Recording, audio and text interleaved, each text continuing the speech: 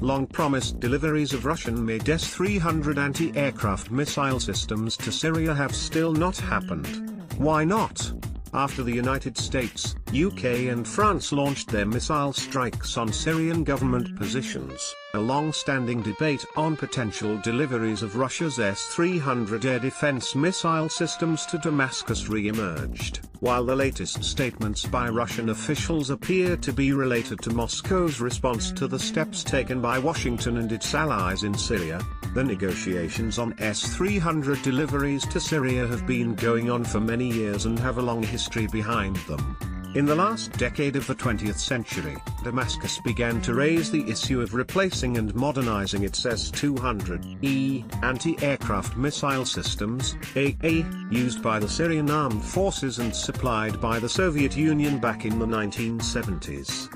However, no progress on the issue has been achieved so far. First, this was because of a significant reduction in the capacity of the Russian military-industrial complex after 1991 and, second, because of the Syrian government's insolvency. By the time the Soviet Union collapsed, Syria already owed it more than $14 billion for warfare that had been supplied earlier. Nevertheless, attempts by the Syrian leaders to renew the country's air defense system continued in the 21st century. Moreover, in the 2000s, Damascus had no choice but to rely on Moscow to give its consent. Since militants from neighboring Iraq were concealed on its territory since the start of the NATO-led Operation Iraqi Freedom, American leaders adopted the Syria Accountability and Lebanese Sovereignty Restoration Act of 2003. This is how the era of U.S. sanctions against Syria began, providing, in particular, for a ban on weapons supply to Damascus, as well as the accountability of those assisting Syria in the implementation of its programs aimed at developing chemical, biological and nuclear weapons, as well as medium and long-range missiles. The issue of S-300 deliveries was also raised at the end of August 2008, when the president of Syria, Bashar al-Assad, arrived in Moscow. The visit of the Syrian leader took place during a period when relations between Russia and the West deteriorated after the war with Georgia, followed by the emergence of two unrecognized states on the map, South Ossetia and Abkhazia. Russian leaders, interested in international recognition of the breakaway Georgian territories, expected a positive decision on the issue from the Syrian leader, and Assad expressed his support for the Russian position, in general around their situation in Abkhazia and South Ossetia. However, the expected deal on the supplies of S-300 and other modern weapons to Syria in exchange for the recognition of South Ossetia and Abkhazia by Damascus never materialized. This time it was due to Israel's intervention. It managed to persuade Russian officials to refrain from supplying the AA missile system to Damascus. Overall, since the 2000s, it was Israel that acted as the most important deterrent force in the context of Russia's supply of weapons to Syria. In 2005, thanks to pressure from Tel Aviv, during his visit to Israel, Vladimir Putin announced a ban on the implementation of the contract for the supply of Iskander missile systems to Syria. For a very similar reason, Moscow also suspended the implementation of the agreement providing for the delivery of 4 S-300 battalions to Syria, that had been signed in 2010. A year earlier, Russia froze the 2007 contracts for the supply of MiG-29 and MiG-31 fighters. Nearly 10 years later, Russia's Foreign Minister Sergei Lavrov referred to these steps as moral obligations towards well-known partners. Today's talks about S-300 shipments to Syria go back to the 2010 contract, which had been unilaterally suspended by Moscow, the only difference being that by 2018 Russia announced the possibility of transferring anti-aircraft missile systems free of charge. However, two aspects of this transaction merit attention. First, the S-300 intended for Syria 8 years ago were already sold to Iran after the Joint Comprehensive Plan of Action on the Iranian nuclear program was signed in Vienna in 2015. As a result, by the end of 2016, Russia completed the contract, having supplied 4 divisions of anti-aircraft missile systems to Tehran. To be even more precise, The S-300 complexes promised to Syria in 2010 had been allocated for Iran 3 years earlier. In 2007, Moscow and Tehran reached an agreement on the delivery of 5 S-300 battalions.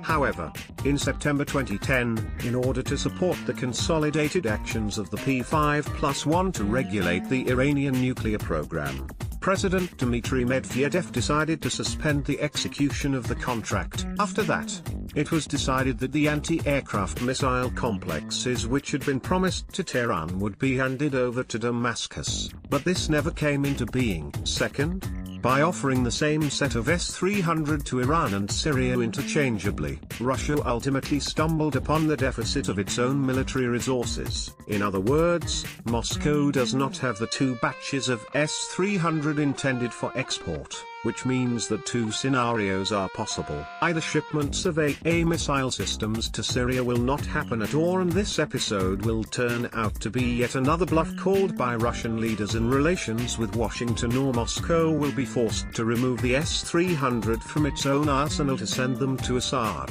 However, even if Syria does receive the S-300, it is far from clear if they can be effectively used by Syrian air defense forces, which no longer have any integral structure.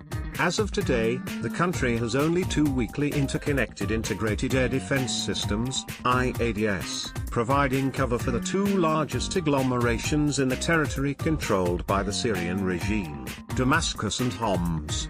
The Syrian air defense system includes 1 S-200 battalion, 4 M1E/M2E book systems, 4 Pantsir S-1E/S2E and 4 Pechora 2M systems, as well as several Kvadrat complexes.